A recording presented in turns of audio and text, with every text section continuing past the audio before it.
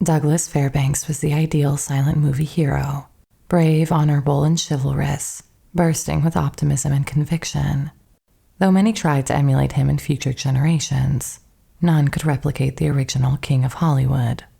Fairbanks remains well known today, not forgotten nor undervalued like many of his contemporaries, but he is often recalled as nothing more than a swashbuckler. There was plenty more to the dramatic romantic life of Douglas Fairbanks, a man who revolutionized and, in some ways, founded Hollywood itself.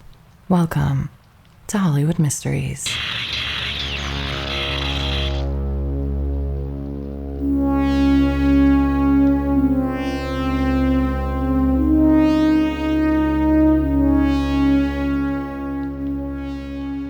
Douglas Fairbanks was born Douglas Elton Thomas Ullman. His mother, Ella Adelaide Marsh, hailed from New Orleans. His father, Hezekiah Charles Ullman, was a New York lawyer and the son of a wealthy family from Pennsylvania. Charles was the fourth of 10 children in a large Jewish family. His parents, Lazarus Ullman and Lydia Abrahams, had moved to the U.S. from Baden, Germany, in 1830. At 17, Charles began a small publishing venture in Philadelphia, and 2 years later moved to New York to pursue a law degree. Ullman met his future wife, Ella, after helping her with the estate of her first husband, John Fairbanks, who had died of tuberculosis.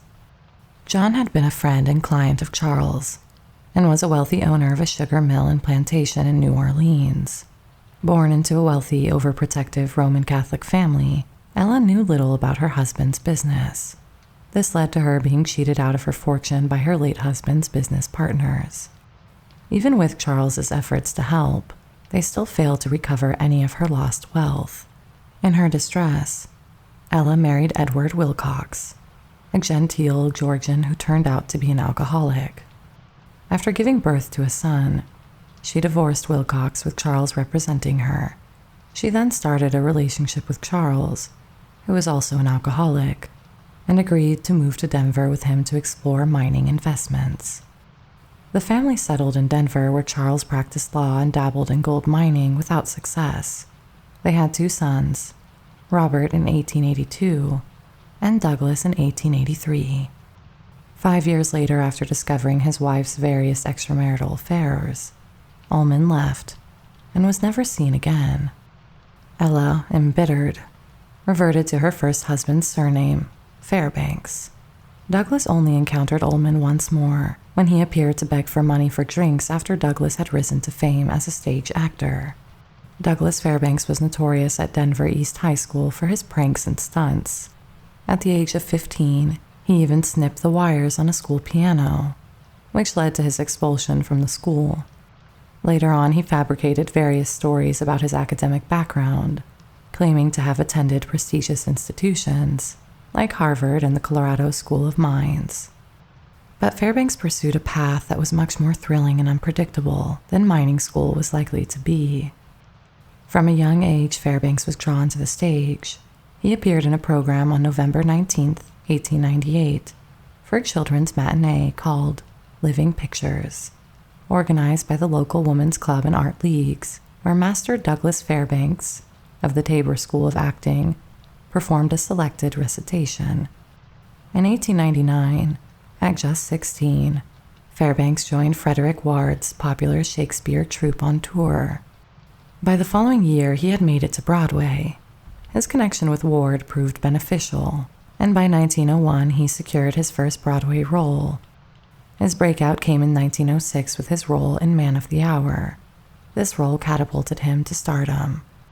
Fairbanks' passion for the theater then led him to his first great romance. In 1906, following a performance of The Man of the Hour, he met Anna Beth Sully, an heiress. They quickly fell for each other and married in 1907. After marrying Beth Sully, Fairbanks left the theater in 1907 to work at her father's soap company. On December 9, 1909, they welcomed their son, Douglas Fairbanks Jr., who would also achieve fame in film and on stage.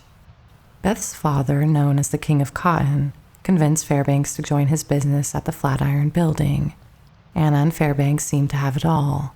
However, Fairbanks was not suited for the cotton business. and he was unhappy being away from acting. After a short stint in the business world, he returned to the stage in New York. It wasn't long before he received an enticing offer that led him to relocate his family to Los Angeles. Harry Aitken of the Triangle Film Corporation drew him to California to join the growing film industry. At the time, quitting a successful Broadway career to work in movies was a major gamble, but Fairbanks saw the potential at Triangle. The company already managed talents like the Gish sisters, the Talmadge sisters, Bessie Love, and the respected stage actor Sir Herbert Beerbohm Tree. Fairbanks made his cinematic debut in Triangle's The Lamb in 1915. In this debut feature film, Douglas Fairbanks took on a lead role under the direction of Christy Cabane. Much like Clara Bow and Valentino, who would appear later, Fairbanks had immediate and obvious star power, even in his first appearance. He portrays a son of the idol Rich, described as the Lamb in the title. During his journey to Arizona, he is cheated by Indian traders, left behind by his train, dragged into the desert to be robbed, and abandoned by criminals, and ultimately caught in a conflict between Yaqui braves and Mexican bandits. As expected, everything resolves well, with the hero saving Owen and showing off his courage. The Lamb established a template for Douglas Fairbanks' early cinematic career. He played an optimistic go-getter, the quintessential all-American hero who triumphs against the odds. In fact, he personified the hopeful spirit of the post-World War I era among Americans. In 1916, at a party, Fairbanks met Mary Pickford, the most famous movie star in the world. Although both were married, they began a secret affair that would later become one of Hollywood's most storied romances. They were concerned about the potential damage to their careers, so Pickford and Fairbanks took extreme measures to keep their affair secret from the public. They often disguised themselves with large, floppy hats or oversized sunglasses. Pickford's mother even enlisted a mob fixer to ensure the affair stayed out of the press. In 1915, Fairbanks lost his mother, which naturally was a difficult time for him. Pickford supported him through it, even though they were still in the early phases of their romance. Shortly after his mother's passing, as Fairbanks and Pickford were together, he broke down emotionally, and at that moment, the clock in his car stopped. They both viewed this as a sign that his mother approved of their relationship, and they declared their love for one another right there. From then on, clocks were a private symbol of their love. From 1915 to 1920, the period leading up to his first major costume film, The Mark of Zorro, Fairbanks starred in 29 films, many of which were produced by his own Douglas Fairbanks Film Corporation. In just 1916, Douglas Fairbanks starred in 11 films, an enormous output. One example from that year was his picture in the papers. In this movie, he plays a health food tycoon's son, who despises health food. He cleverly hides his cocktail shaker ingredients inside a box of Prindle's toasted Tootsies. Aside from The Half-Breed, which was purely a love story, his films from this period combined comedy, romance, and adventure. For example, When the Clouds Roll By features an action-packed romance climaxing in a massive flood. A Modern Musketeer blends fantasy and comedy, and The Man from Painted Post is a romantic comedy melodrama. Though each film varied slightly, they all were essentially vehicles to show off Fairbanks' love for adventure, scaling walls, climbing trees, leaping from buildings, conquering villains, rescuing damsels, and saving the day. He perfected this formula, and audiences loved it. Fairbanks himself, talking about his film Double Trouble, said, "In my second picture, I ran a car off a cliff, had 6 rounds with a pro pugilist, jumped off an Atlantic liner, fought 6 gunmen at once, and leapt off a speeding train." Both The Lamb and Double Trouble were overseen by D.W. Griffith, but Griffith's meticulous style clashed with the energetic Fairbanks. Fairbanks explained, "D.W. didn't like my athletic tendencies, or my spontaneous habit of jumping a fence, or scaling a church at unexpected moments, which were not in the script. Griffith told me to go to Keystone Comedies. One particularly unusual movie in the mix of Fairbanks' 1916 films was The Mystery of the Leaping Fish, directed by John Emerson from a story by Todd Browning. This film is a rare breed indeed. A silent-era comedy about hard drug use. I can assure you, there aren't a lot of films in this micro-genre. Fairbanks portrays the world's greatest scientific detective, Coke any day. This setup was a parody of Sherlock Holmes and his notorious 7% solution, which was Holmes's preferred means of stimulation in the novels. The film features Fairbanks next to a large container labeled cocaine. Furthermore, he is frequently depicted injecting himself with it. While this might have passed as comedic in 1916, it appears rather odd today when movies about cocaine tend to be hard-hitting dramas rather than light family comedies. The plot also involves counterfeiters, Japanese opium traders, and the little fish blower of Short Beach. Bessie Love plays the leading lady in Nain. The film used large inflated fish, which are ridden by swimmers at the beach and used by smugglers to conceal their contraband. It even has one of the first ever depictions of a device that would later be recognized as closed-circuit television. Fairbanks hated the film and disowned it, but it's definitely worth checking out if you enjoy strange, hallucinatory, or cult films. Fairbanks' series of successful films carried on with 5 releases in 1917, 7 in 1918, and 3 in 1919, all sticking to the familiar formula. A notable film from this era is Wild and Woolly, a favorite among Fairbanks fans even today. It was written by Anita Loos and directed by John Emerson. This film humorously exaggerates the Western genre tropes. Perhaps surprisingly, by 1917, the tropes of Westerns were well known, thanks to dime novels, so audiences could easily engage with and enjoy the parody. Fairbanks portrays the affluent son of a railroad magnate and faces a grand climax of action, comedy, and thrills. To impress his father, the entire town orchestrates a genuine Western spectacle for Fairbanks upon his arrival, donning costumes, arming themselves, and transforming their town into the set of a Western film. The polish and assurance of Fairbanks' comedies reached a peak with the release of His Majesty, the American. This title is a perfect example of the Fairbanks brand, elevating an ordinary, energetic American to the status of royalty.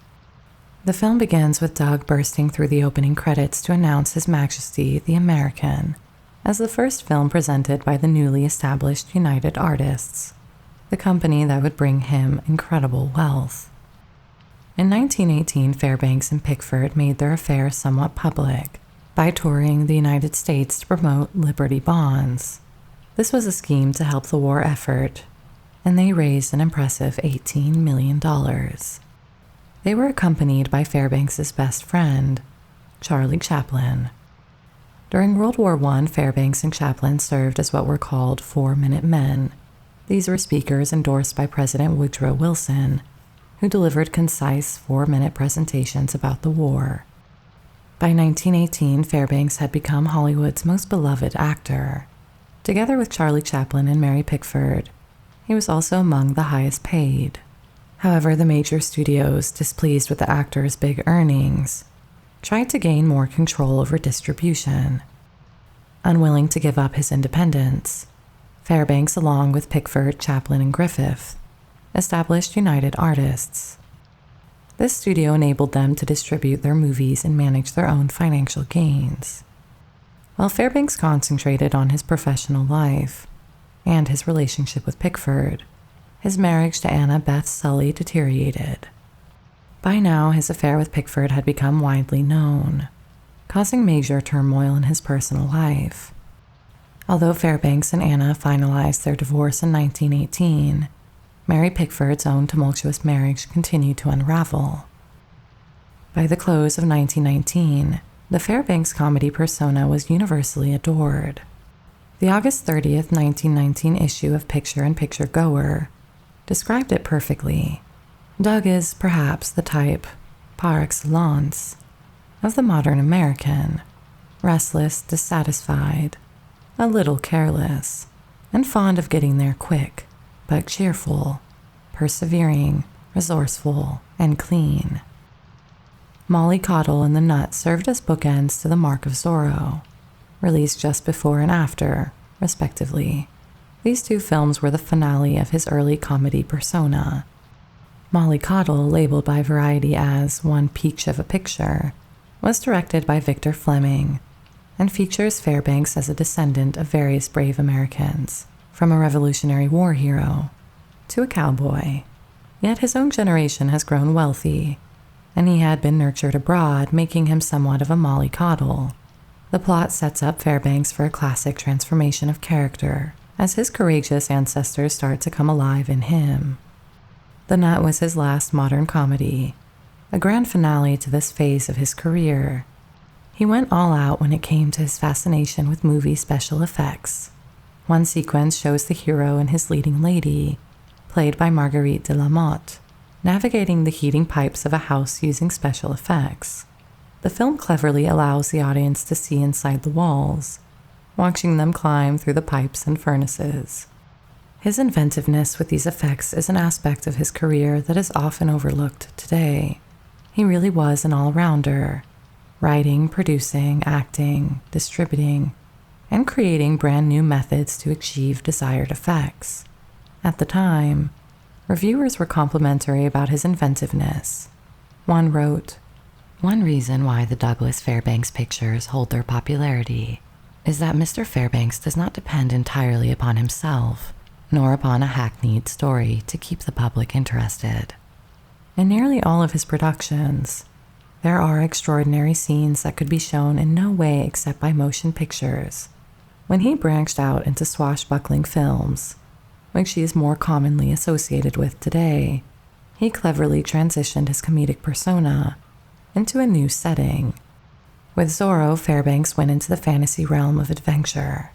This is a domain every little boy, and plenty of little girls, dream of entering. He stripped his hero of the well-tailored suit and put him in a hat with a feather or an earring, or Arabian Nights-style pantaloons. Yet he preserved the comedic essence. He understood that the swashbuckler should be enjoyable, a comedic figure in costume, and the audience needed to sense that deep down, he was completely aware of his own character. If you want to know more about Douglas Fairbanks, we think this re-edition of the classic Douglas Fairbanks, The Fourth Musketeer, is a must-read. It was co-authored by Fairbanks' niece, and this updated 2019 edition celebrates the 100th anniversary of United Artists. If you grab a copy on Kindle or on paper via the Amazon link in the description, we get a small kickback at no extra cost to you, which really helps out the channel. Otherwise, why not check out the links to our picks of some of Fairbanks' finest cinematic moments, currently available on Amazon. This Blu-ray double feature of Robin Hood and the Black Pirate has been beautifully restored. Take a look and come back to the comments to let us know what you think of them. But for now, back to the video. The Mark of Zorro, the first entry into the swashbuckling genre, begins in a bustling tavern during a stormy night. The patrons discuss the fearsome Zorro, who has marked one unlucky patron's cheek with his signature Z. Suddenly, the door bursts open, exposing the dark, rainy outside. From the darkness, a pair of boots under a huge black umbrella, wet and gleaming under the tavern lights, steps in. The room falls silent. The audience gazes at the umbrella and boots intently. As the umbrella is gradually lowered, it doesn't reveal the heroic Zorro clad with cape and sword, but rather his extravagant alter ego, Don Diego. Zorro thrilled audiences and critics. Here is romance and into the bargain a commercial film, declared Variety, writing that Douglas Fairbanks is once more the Doug that crowds love. The New York Times reported, "There's no fault to find." The Mark of Zorro gave the world a new Fairbanks, a flamboyant, larger-than-life figure, one befitting his superstar status. The film was packed with chases, dramatic entries and exits, vanishings and reappearances, impressive quick changes, expert dueling scenes, and a complex romantic subplot with the stunning Marguerite de la Motte. The Mark of Zorro was indeed designed for Fairbanks. Not only was it a United Artists Douglas Fairbanks production, with him overseeing all elements, but he also wrote the script using his pseudonym, Elton Thomas. In fact, throughout his career, Fairbanks wrote scripts, and all of his adventure movies except On Cue were his creations. Elton Thomas was derived from his birth name, Douglas Elton Thomas Ullman. Fairbanks and Pickford were like the American royalty. His nickname as the King of Hollywood was no joke. By 1919, he had risen to become the top male box office draw in the nation, while she was even more famous, the biggest star of them all. Their marriage united two cinematic giants and was unprecedented in the history of film. Pickford's marriage to silent film star Owen Moore was deeply troubled. Her private turmoil risked damaging her career, especially given her on-screen image of wholesome purity. Fairbanks watched anxiously as Pickford fought to free herself from her marriage. Moore, an abusive alcoholic, had become violent as Mary's star had risen, after leaving Biograph Studios for independent moving pictures, where she replaced Florence Lawrence. Pickford's career soared under Carl Laemmle, who led IMP, which later merged into Universal Studios. Laemmle agreed to sign Moore as part of her contract, a move that she thought would be good for his career, but he chose to be humiliated by this role as a minor bargaining chip in his wife's success, and it fueled his alcoholism and abuse. But he would not grant her a divorce, unless he received an enormous payoff. In 1920, she finally filed for divorce from Moore, agreeing to a $100,000 settlement, a staggering sum at the time. Pickford and Fairbanks married 3 weeks after her divorce was finalized. In the media landscape of 1920, such a wedding was sensational. Fame and celebrity were still new phenomena, and it drove crowds to hysteria and rioting. Later on their honeymoon in Europe, Fairbanks and Pickford received a warm welcome from large crowds in London and Paris, and even the so-called sophisticated Europeans began rioting at the sight of these American deities. This was perhaps the first true apotheosis moment for Hollywood stars, where they seemingly left the human realm to become gods and goddesses, at least in the eyes of their wild fans. They were also hosting some of the greatest parties of all time at Pickfair, their Beverly Hills estate.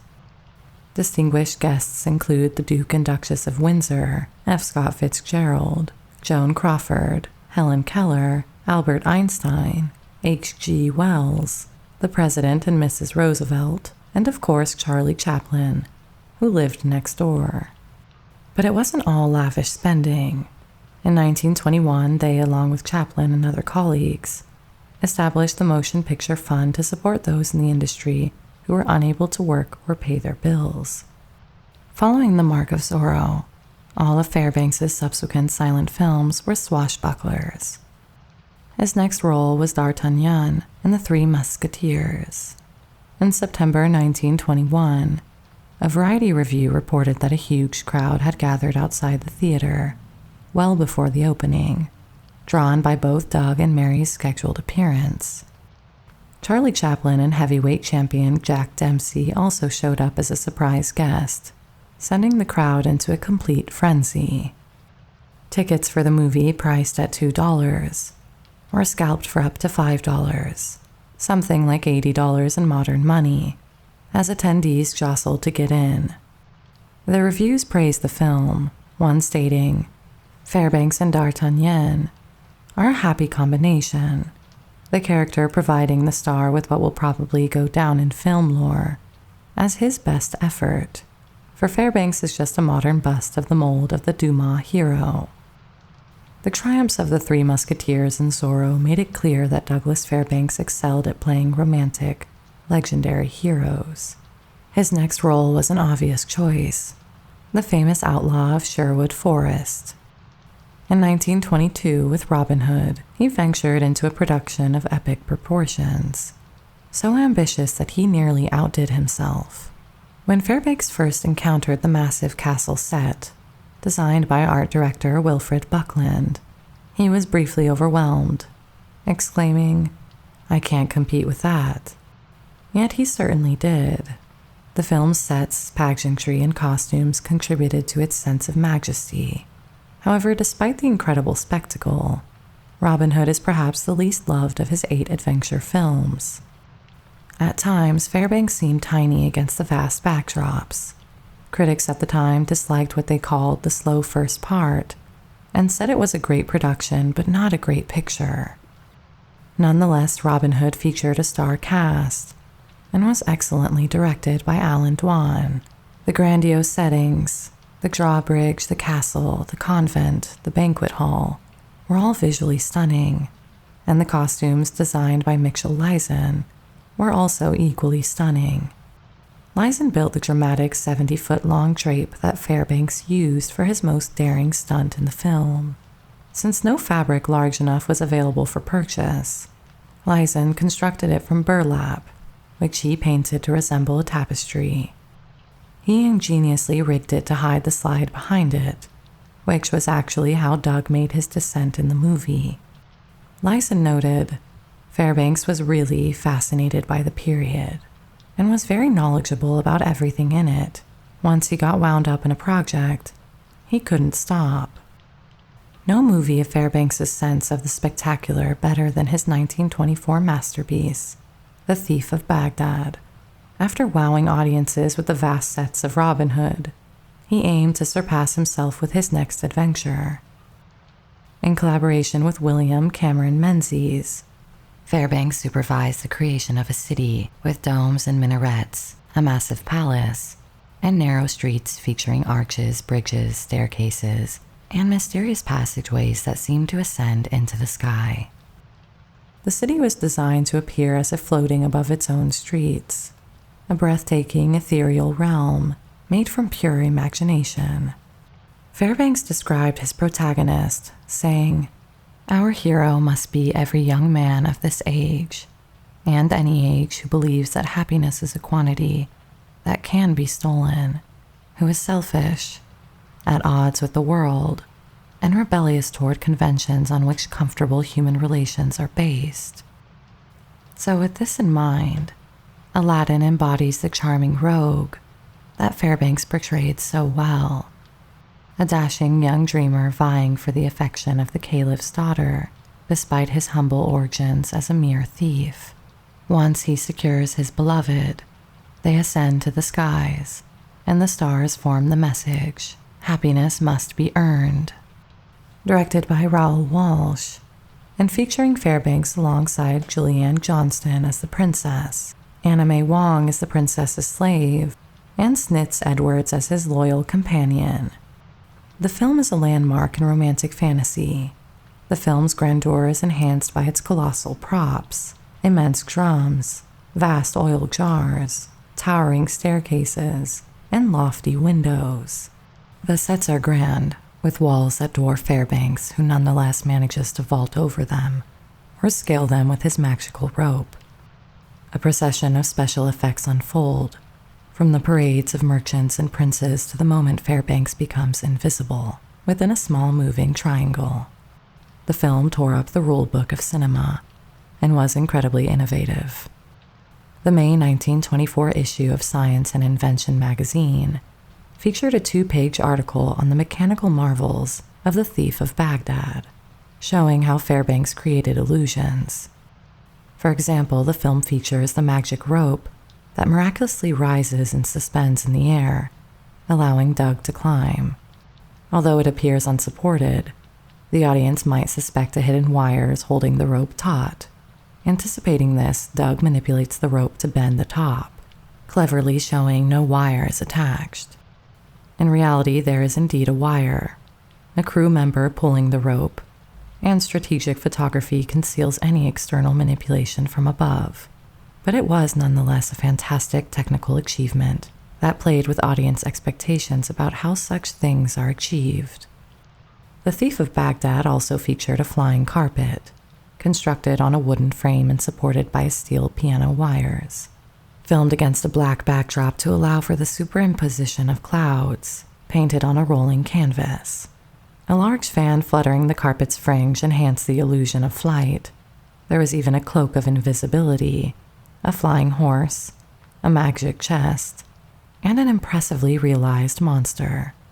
These fantastic elements were brought to life using cutting-edge cinematic techniques, including black backgrounds, stop-motion photography, glass paintings, treadmills, wind machines, and double exposures. Meanwhile, Fairbanks and Pickford, affectionately known as Blondylocks, lived a lifestyle that could make many actual royals envious. The original Pickfair, an 18-acre estate designed by Horatio Cogswell as a country home for attorney Lee Allen Phillips, was purchased by the Fairbanks in 1918 as a gift to Mary. The estate, quickly nicknamed Pickfair by the press, became a legendary venue. Life magazine once described it as a gathering place only slightly less important than the White House, and much more fun. For one thing, Fairbanks could finally pursue his unusual hobby of nude jogging, thanks to an underground running track. Situated at 1143 Summit Drive in San Isidro Canyon, Beverly Hills, the site was a hunting lodge when Fairbanks bought it. In the 1920s, the couple transformed the lodge into a lavish 4-story, 25-room mansion, featuring stables, servant quarters, tennis courts, a large guest wing, and garages. Wallace Neff remodeled Pickfair in a mock Tudor style, which took 5 years to complete. The mansion boasted ceiling frescoes, parquet floors, wood-paneled halls made of fine mahogany and bleached pine, and decorative niches adorned with gold leaf and mirrors. It was reputedly the first private residence in Los Angeles to have an in-ground swimming pool, where Pickford and Fairbanks were famously photographed canoeing. Pickfair's interior was furnished with early 18th century English and French period pieces, decorative arts, and antiques. Noteworthy items included furniture from the Barberini Palace, the estate of Baroness Burdett Coutts in London, and Louis XVI pieces from the collections of Countess Rodenso and Lord Leverhulme. A highlight for visitors were the extensive collection of Chinese objects d'art that Fairbanks and Pickford had amassed during their travels to the East. The art collection at Pickfair was diverse, featuring works by Philip Mercier, Guillaume Sagnac, George Romney, and Paul de Longpre. Additionally, the mansion housed an Old West-style saloon, complete with a polished mahogany bar, sourced from a saloon in Auburn, California, and paintings by Frederick Remington. However, as we will discover, Pickfair was destined for a sad and somewhat ghostly end. In 1925's Don Q, Son of Zorro, Fairbanks attempts the Valentino Tango. It's interesting to make the comparison between the two icons and their cinematic interpretations of the dance. In the movie, as Don Q, Fairbanks is out with friends in Old Spain. They stop at a seedy bar and encounter a beautiful woman dancing solo. Fairbanks joins her, and their tango is vigorous and full of energy. But unlike Valentino's seductive dance, Fairbanks's version is not exactly what you would call sensual. Instead of drawing the woman in close, bending her backward and merging his gaze and body with hers, as Valentino did, Fairbanks eventually shoves his dance partner aside to leap onto a table to perform a series of swashbuckling kicks, spins, and jumps. This aside, Son of Zorro stands out as one of Fairbanks's finest swashbucklers. The romantic interest is portrayed by the stunning Mary Astor, with support from Jean Hersholt as a secondary villain, and Donald Crisp, who also directed, as the antagonist, Don Sebastian. Fairbanks' sister-in-law, Lottie Pickford Forrest, appears as Don Q's servant Lola, and Warner Oland plays the Archduke. Variety said that this was Fairbanks as the public wants Fairbanks, and was designed for the Fairbanks fan. The last thing a die-hard Fairbanks fan would want is to see an imitation of the Latin Lover. They wanted action, energy, and fun. Fairbanks always knew his fans, and how to give them what they wanted. By 1926, anticipation was high for Fairbanks' next release, The Black Pirate. Advertisements heralded, only Douglas Fairbanks could make such a picture, and glorious natural colors. The Black Pirate became another particular favorite among Fairbanks fans. Perhaps the most iconic image of Douglas Fairbanks today is from this film.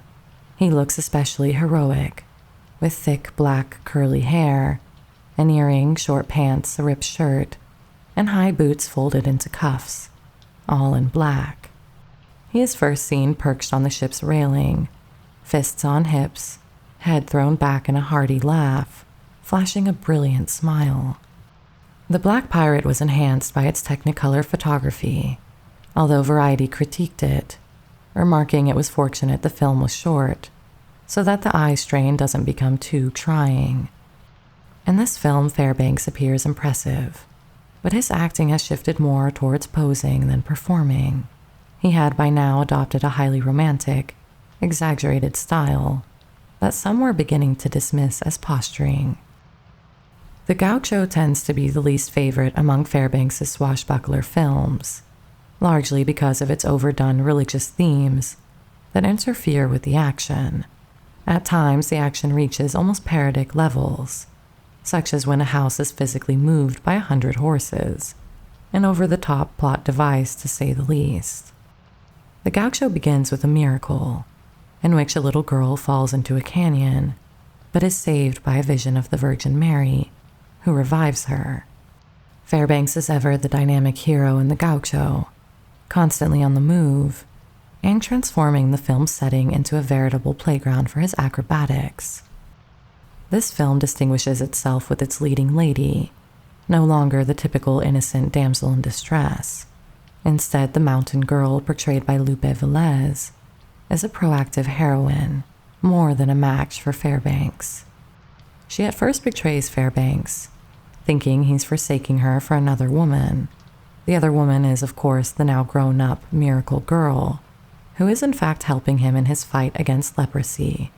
And you can start to get the picture from this subplot as to why this film didn't catch on as well as some of the others.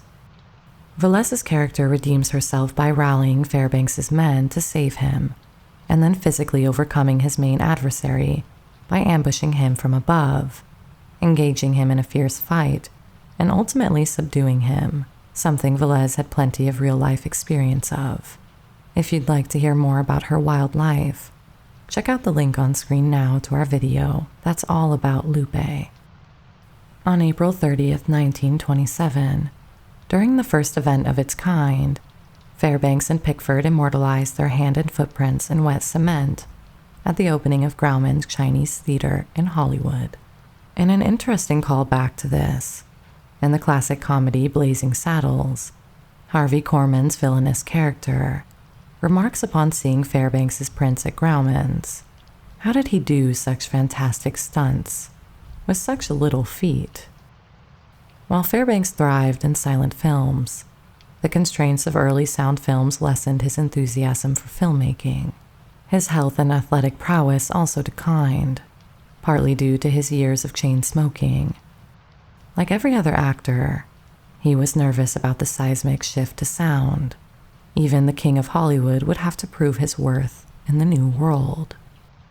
On March 29, 1928, at the Pickfords' bungalow, United Artists organized a radio appearance on the Dodge Brothers Hour, with Pickford, Fairbanks, Charlie Chaplin, Norma Talmadge, Gloria Swanson, John Barrymore, D.W. Griffith, and Dolores Del Rio, to demonstrate that Fairbanks could handle the new challenge of talking movies. The last epic adventure of Fairbanks was The Iron Mask in 1929, directed by Alan Dwan, who later said, "Doug seemed to be under some sort of compulsion to make this picture one of his best productions. He always supervised every detail of his films, but with this one, he outdid himself. It was as though he knew this was his farewell." There were two reasons why Fairbanks might have felt this was his final silent film role. Firstly, he was 46 when he made it, and secondly, the industry had shifted to sound films. Regardless, Fairbanks poured his heart into the Iron Mask. Based on two of Dumas' novels, The Three Musketeers and The Man in the Iron Mask, and brought together a talented cast. Critics loved it, highlighting its top-grade photography and titling, enjoyable screen material, a lilting verve to his D'Artagnan, and that the role fits him like a glove. The film was promoted with the teaser that the star would talk, though it was vague about the extent of this. Fairbanks' voice was only heard during minute-and-a-half prologues at the beginning and midpoint of the film. There was no spoken dialogue in the main action, but the film featured many sound effects and a specifically composed score by Dr. Hugo Reisenfeld. The Iron Mask is highly recommended. One of the most memorable scenes, Fairbanks' theatrical climax in the movie, is almost an epitaph for his career. Playing an older D'Artagnan, he returns to save the good king by fatally wounding the bad king. As the court celebrates, he steps outside alone, reaching up toward the sky. The images of his three deceased musketeer friends appear above, beckoning him to join them. As he leaps up, they are shown once more as young, robust, and joyful. This scene, one of the final displays of silent film action, and definitely Fairbanks' last grand moment, is iconic. "Only think, and we live again," they proclaim. There was always something grand and majestic about Fairbanks' romantic costume films. They transported audiences to exotic locations, dressed characters in incredible costumes, and magnified every detail. A Fairbanks film was about grandeur, which in turn spoke to abundance, excess, and confidence. In other words, quintessentially American themes. The tragic aspect, if one can be found in such a successful career, is that time eventually ran out for Fairbanks. The advent of sound made his style of romantic adventure seem temporarily outdated, and he aged beyond the point where such roles suited him. The worlds of pirates, thieves, and swashbucklers he portrayed gave way to an era dominated by tough-talking gangsters, new Western heroes, and a more cynical audience. After the Iron Mask, Fairbanks' career went into a tailspin. He didn't lose his money, reputation, or status as a star, but his era in film was drawing to a close. His first full sound film came quickly in 1929, right after The Iron Mask, co-starring with Pickford in The Taming of the Shrew. This was the first adaptation of a Shakespeare play with sound, but unfortunately it was not well received. The film, though, became notorious for depicting the real-life tensions in the Pickford-Fairbanks marriage. The sharp exchanges in the movie seemed to have more than a little real-life edge to them. Meanwhile, the first Academy Awards ceremony was held on May 16, 1929, at the prestigious Roosevelt Hotel in Hollywood, hosted by none other than Fairbanks. Who else could they have possibly considered to be the face of the Academy than Doug? But this was an end, not a beginning. Fairbanks' background in stage acting made him well prepared for sound films. He had a good voice and could deliver dialogue effectively, yet the new medium didn't suit him, and he made only 4 more films. In 1931, he appeared in Reaching for the Moon, a romantic comedy, and Around the World in 80 Minutes, a comedy travelogue.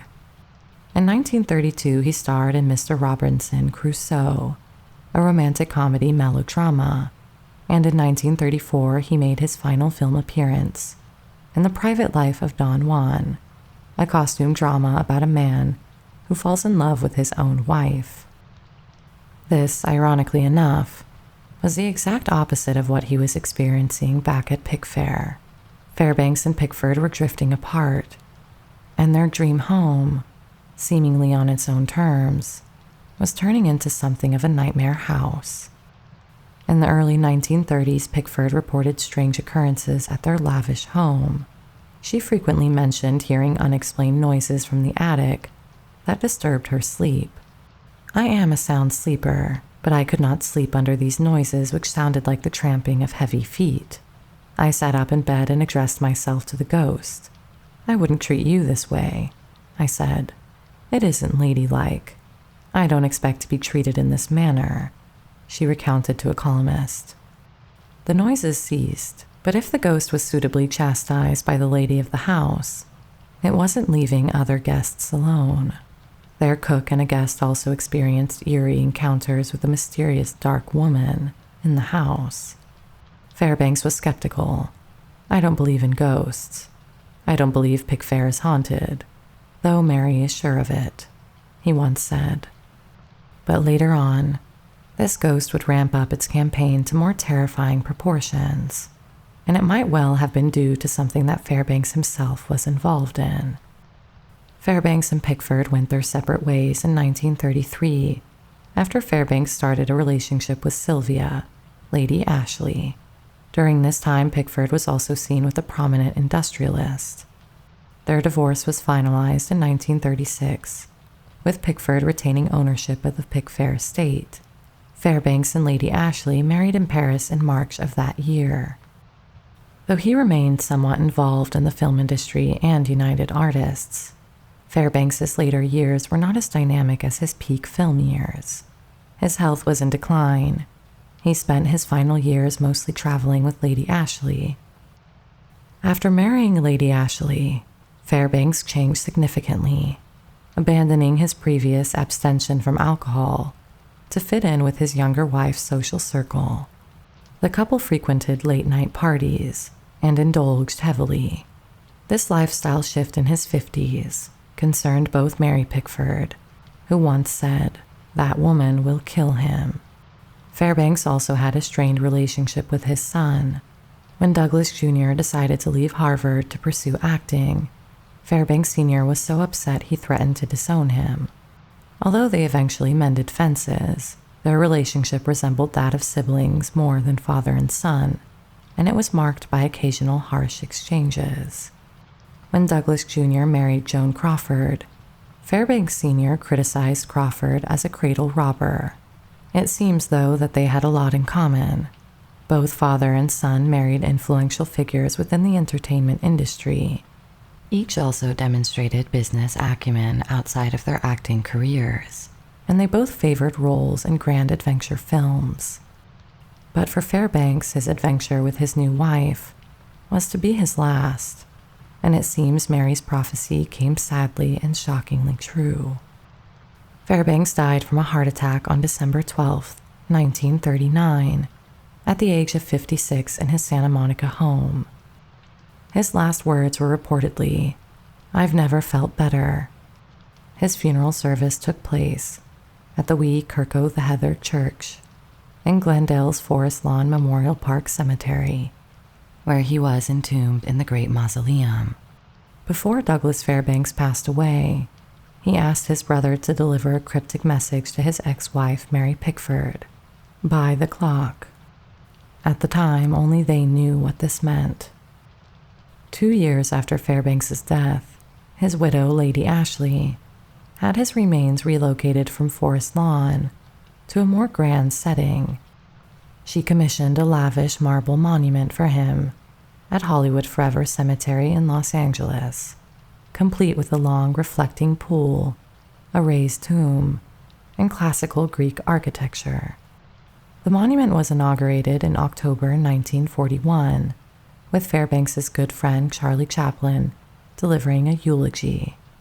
Douglas Fairbanks Jr. was also laid to rest there following his death in May 2000.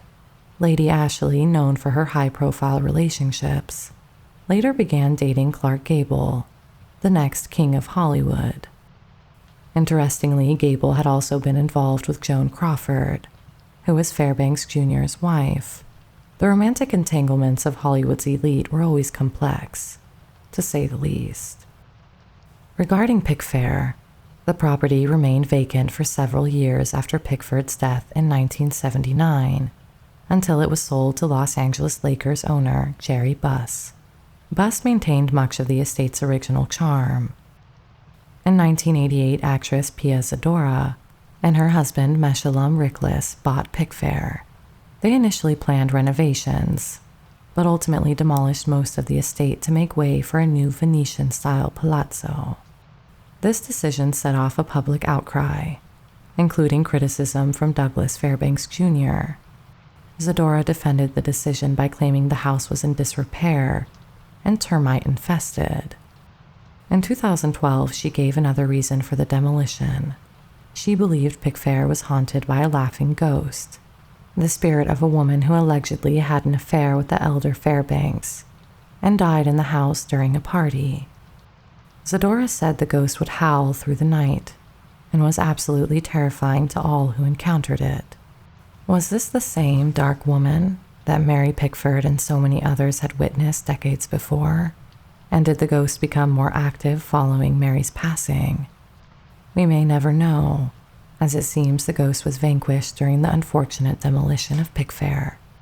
Fairbanks was posthumously honored with an Academy Honorary Award a few months after his death at the 12th Academy Awards. By then, the silent film era seemed a distant memory, as Frank Nugent wrote in his obituary tribute for the New York Times on December 17, 1939. Doug Fairbanks was make-believe at its best, a game we youngsters never tired of playing, a game we are convinced that our fathers secretly shared. There wasn't a small boy in the neighborhood who did not, in a Fairbanks picture, see himself triumphant over the local bully, winning the soft-eyed adoration of whatever 10-year-old blonde he had been courting, and wreaking vengeance on the teacher who made him stand in the corner that afternoon. We hope you enjoyed hearing about the original King of Hollywood. If you want to help out the channel, then please consider becoming a YouTube member or joining our Patreon. Starting from $1 a month, you'll get access to exclusive content, like photos and mini essays on the history of Tinseltown. Or how about checking out these brand new exclusive designs featuring two of our favorite stars, Anna May Wong and Ramon Navarro, in a classic silent movie style. You can order posters and t-shirts in various colors at our main store, linked here. That's all for this episode of Hollywood Mysteries. Sweet dreams.